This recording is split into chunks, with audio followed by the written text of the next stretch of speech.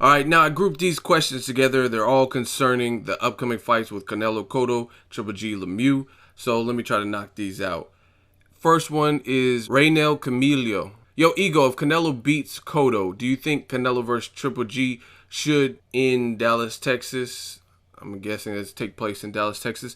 And if Canelo beats Triple G, does he become a mega superstar? Thanks. Now, the second part of your question, if Canelo beats Triple G, he absolutely becomes, because you have to look at it. Canelo's already a rock star. I mean, he's done venues 38,000, 40,000 on more than one occasion in Texas, right? He does a good crowd at the weigh-ins, at the Mayweather fights and different stuff like that. He's already a bona fide star. So if he were to fight Triple G, then I'm assuming that means he got past Cotto. So if he beats Cotto and Triple G, I mean, yeah, he's really a megastar because he's already big right now. You know what I mean? Even after having a loss and a controversial win over Lara, he's still a big star. So if he were to get those certified names under his belt, yeah, he's absolutely a star. As far as Texas, I mean, Triple G's a road warrior, so it could happen. I think they would probably put this somewhere else. Maybe the West Coast. I don't know. Texas is not a bad idea. I mean, the venues, everything's bigger and better in Texas, they say, so they have some pretty big venues. And part B of this question is from Emmanuel Arias. Yo, Ego, how realistic do you see the winner of Cotto versus Alvarez facing Triple G? I know the winner between Triple G and Lemieux will be the mandatory, but with Cotto receiving $30 million, I just don't see him in a rush to come back after the Alvarez fight. And if the Alvarez wins, I don't think Oscar would want to match him up with Triple G just yet. I just wanted to get your assessment on the topic. Now, I think it's a possibility. I have my doubts too, just like you. I'm not sure because, like you said, Cotto, if he were to win, if he receives 30 mil, and he's like, man, I just fought a beast, a young guy, a strong guy, and beat him, then maybe he doesn't want to go immediately into the Triple G fight. But maybe Rock Nation Sports couldn't convince him. They did offer him a shit ton of money for his deal. So maybe that's enough to convince him that he needs to fight Triple G. Plus, Triple G is the mandatory, and he was paid some step-aside money. So that might require, if the winner doesn't want to fight Triple G, and Triple G is to beat Lemieux, of course, then that might require that the winner vacate the middleweight belts. So I think it'll be in a good position where either the person has to fight the Lemieux Triple G winner or they'll have to vacate. And then that'll leave the straps open. So I think it's possible. The other thing is the media pressure. I mean, boxing fans and writers, we're greedy. We want to see great fights, and people don't care if it's a tough schedule. So I think there'll be a lot of pressure to see the winners face each other, especially since one would be in a mandatory position. So I like it, and I think it's realistic. I'm not fully sold for the same reasons as you. Maybe Oscar, like, man, I just put my guy, if Canelo prevails over Cotto, maybe he's going to be like, oh, I just put my fighter in a dangerous fight. Now let's fight a tune-up style fight, or, you know what I mean, an Angulo type of fight. Not Angulo particularly, but a type of fight like that where Canelo should win based on the skills. Fighting _ pride. Ego, Haymon kind of screwed over Golden Boy with the launch of the PBC and has been slaughtering the competition ever since. Are Cotto, Canelo, and Triple G Lemieux Golden Boy's last chance to compete with Al Haymon? I can't say last chance. Oscar De La Hoya has been in the business for a while. I will tell you this. I can't count him out completely, but he's in a bad spot if the fighters that are under Golden Boy all lose. Like if Lucas Matisse, all of his fighters are in dangerous fights in the fourth quarter. Lucas Matisse, great fighter, boxer, puncher, but he's in with Victor Postal, who's like 5'11", rangy, and can box, and seems to be pretty tough with decent power. Not like great power, but decent power. Canelo, fighting a guy like Miguel Cotto. Momentum, he's on a 3-win KO streak, Cotto is. He's a champion. He has a deep resume and far better experience.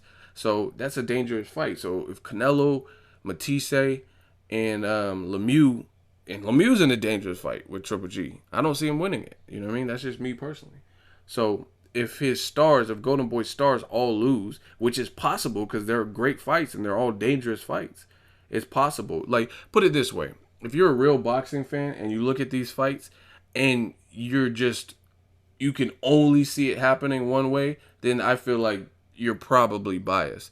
Like where you can't like, I think Canelo will beat Cotto, but I would never downplay Cotto and his achievements. It's not out of the question for Cotto to win, but in the game of prediction, in the game of boxing, only one person can win unless it's a draw, which rarely happens.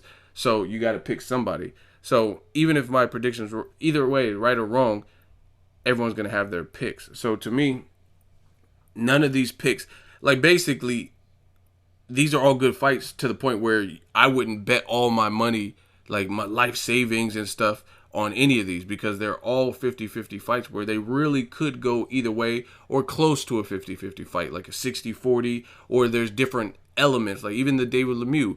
David Lemieux has power, you know what I mean? One punch could change things and put Triple G in a different predicament. I don't think David Lemieux will win, but that's just my opinion. But nonetheless, they're all good fights, so nobody should be like super confident, overly confident that the other person has no shot, because I don't think they're that type of fight. So I'm not going to say it's Golden Boy's last chance to compete with Haymon, but he'll be in a bad spot if his fighters, his star fighters, lose, because those are the fighters that are the most groomed under the Golden Boy banner, other than like B-Hop, and he's 50 years old. So, and he's coming off a loss. So he'll be in a bad position and definitely in a hole. And Luis Vargas says, do you think the winner of Cotto Canelo will actually face the winner of Triple G Lemieux? And I kind of went over that. I think it's a possibility. If we had to rate it on a scale of 0 to 10, I would say I'm at a 6.5 that this could happen out of a 10. I'm not fully sold. I'm not going to... Boxing is fickle. I mean, I've seen fights like Tyson Fury was supposed to fight David Haye. I was like, yes, this is a good fight, meaningful fight. And then it didn't happen. They even did press conferences, and it didn't happen. So we've seen this type of stuff happen time and time again. Someone's promised this, or upset happens, or all kinds of crazy stuff in the sport of boxing. So that's why I'm at a 6.5 out of 10. I think it's possible. I think there'll be pressure to make that particular fight. It's just down to politics if it will actually happen. So that's my assessment of it happening and the likelihood of it happening. Next question comes from Boxingologist. Yo, Ego, I'm proud of what you're doing, bro. You really been grinding with this YouTube shit. But I just wanted your thoughts on Keith Thurman not wanting to give Errol Spence a shot when he constantly claims he'll fight anybody. Also, he was in the exact same position, being avoided, and he said once he makes it to the top, he'll give the next young, hungry guy a shot. Now, it sounds like, based on your comment, me and you are on the same path. And it's funny because I actually just did a video about Keith Thurman talking about his comments. He says he's open to a Maidana fight. He also said in that same article that Errol Spence is biting off more than he can chew, and he's not ready, and this and that stuff. This is my thing, and I'm going to be consistent. I'm going to keep saying this. If you are not going to fight Errol Spence Jr. for the reasons you say, that's whatever. You're going to big dog him and say, oh, he's not worthy, he's not ready, and all that. That's fine. You are a bit more accomplished in terms of your resume. However, you put a lot of pressure, and Keith Thurman continually puts a lot of pressure on himself with how much he talks, and I'll give you guys some examples. But you put a lot of pressure on yourself, because now, with that being said, okay, Errol Spence, he's on the back burner. He doesn't get a shot. He's not ready for a shot, right? And I'm going to take that logic. Now, I don't want to see you fight Luis Collazo. I don't want to see you fight a guy like Victor Ortiz even, based on how Victor Ortiz hasn't really looked great. I don't want to see you fight a guy like Robert Guerrero 2 or Aaron Martinez or something like that. I want to see you fight somebody who's better than Errol Spence Jr., that gives you everything that you're saying that you want. You're saying Errol Spence does nothing for you, so don't fight anyone who will give you less accolades than Errol Spence Jr. Meaning, a guy like Sean Porter would give you more, because Sean Porter has been on that high platform. He's former champion, things like that. So he's been in there with better names, the Kell Brooks and stuff. Amir Khan, Kell Brook, guys like that. I don't want to see a Diego Chavez rematch, a guy you already beat. I don't want to see a guy from 140 coming up to 47. So he puts a lot of pressure. Here's another example. December of last year, Amir Khan was on the main event fighting Devin Alexander. Keith Thurman was on the undercard fighting Bundu. He did an interview, and they said, who's the most overrated at welterweight? And he was like, Amir Khan. Amir Khan, he's the most overrated because he ain't beat nobody. he beat over the hill Luis Collazo. So you said that in the interview. Then fast forward to 2015, you end up fighting Collazo, and you did pretty good, but you still got badly hurt to the point where you admit you almost took a knee, and it looked like you might even get stopped depending on if Collazo had a bit more in the tank or killer instinct or whatever the situation is. And then you eventually got the stoppage, or he quit on the stool, or whatever the situation is. So it's not a good look. And Keith Thurman, I understand he's hungry and he wants to prove, but sometimes less is more. And I think Keith Thurman sometimes overly, he talks. It's entertaining. I don't have a problem. I like Keith Thurman. I'm just being real with you. But he puts a lot of pressure on himself is what I mean by his talk. You also look at on the weigh-in for Leonard Bundu. He says, oh, we going to burn money next year. Floyd Mayweather, I'm the mandatory. We burning money. And then you put on the Leonard Bundu performance. Now, I'm a realistic boxing fan, so I take everything into consideration, take things with a grain of salt. He didn't look horrible versus Leonard Bundu, but based on your weigh-in rant, where you're like, we burning money and knockouts, KOs for life, you raised the bar. So people didn't want to see you show your boxing ability, even though I'm realistic, and I'm like, okay, he beat him, he was pretty dominant. That wasn't his best performance. In fact, that was one of his most boring performances for me, just because, not because of him, but because Leonard Bundu, once he tasted that power, he got gun shy and he wasn't pushing the fight. That's not Keith Thurman's fault. But what is Keith Thurman's fault is, I think, even though he showed me different kinks in his game, I think he could have pressed the attack and probably got the stop, at least a TKO stoppage. But for whatever reason, he dug himself into like a lull and ended up having to go the distance with a guy that you hurt very badly in the first round, right? And again, I'm realistic. I understand Bundu wasn't really making the fight or going for broke, but Keith Thurman also wasn't being aggressive, so I didn't really understand that game plan. Had he been a bit more aggressive, he probably would have got the stoppage, at least a TKO stoppage. So again, to me, Keith Thurman puts a lot of pressure on himself and a lot of spotlight, saying stuff like, Errol Spence doesn't deserve a shot. And then people look at your old interviews and you said when you're at the top, you were going to give a young, hungry lion a shot. And now you're saying this guy's not worth it. And the funny thing is, people always point the finger at Floyd. Floyd. I understand he's the number one in the sport. I understand he's the highest paid athlete. I understand that some of you guys don't like him. But you got to keep in mind, Floyd Mayweather has accomplished more than these guys. So I'm not saying it's the right thing to do or whatever. But if anybody can do some of the things that Floyd Mayweather does, why not it be the most accomplished? And the thing is, you got a lot of these other guys who haven't done as much, especially in that division, to the point where they're acting the same way.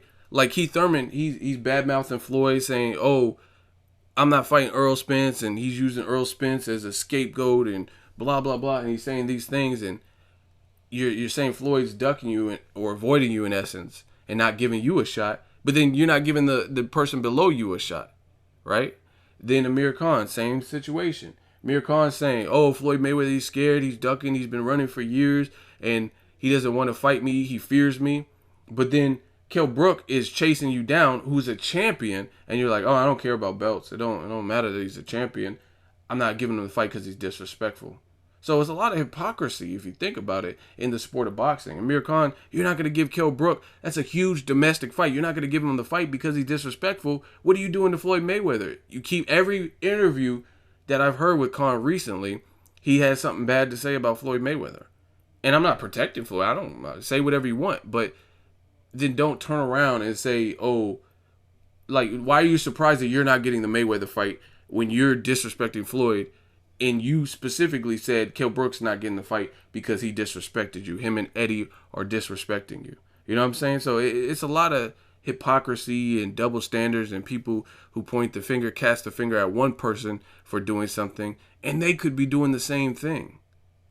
So last question is from Bayron13. Who would you like to see Lara fight next, and what adjustments would you make to his fight game plan if you were in his corner? Thanks, Ego. Now, that's a good question. Very good question. Me personally, Demetrius Andrade. I think Andrade is a skilled fighter. That's a rematch from the amateurs. That's a fight I would love to see as a pro. See how much Demetrius has evolved. See how much Erislandy has evolved and what would happen. I know what happened in the amateurs, but I want to know what happens now. Fast forward to the future. Plus Demetrius Andrade. He's very skilled, and it makes no sense for him to be on the shelf like this, wasting his prime years away. So that's a fight that I would love to see. And it's two southpaws, two skilled technicians. Andre's pretty tall, much taller than most at the division, I would say, or at least taller than Lara from what it looks like. So that's two technical southpaws going at it with a grudge match. You can't ask for a better technical fight than something like that. So that's what I would want to see as far as advice for Mr. American Dream, Erislandy Lara. I want to see him pick his spots more. Not that he's not excellent at picking shots, pot shotting and stuff like that. I'm not talking about that. What I mean by picking his spots is when you got a dead man in front of you like Delvin Rodriguez, who you clearly are hurting, you're knocking down, you could stop, doesn't look like he has anything for you.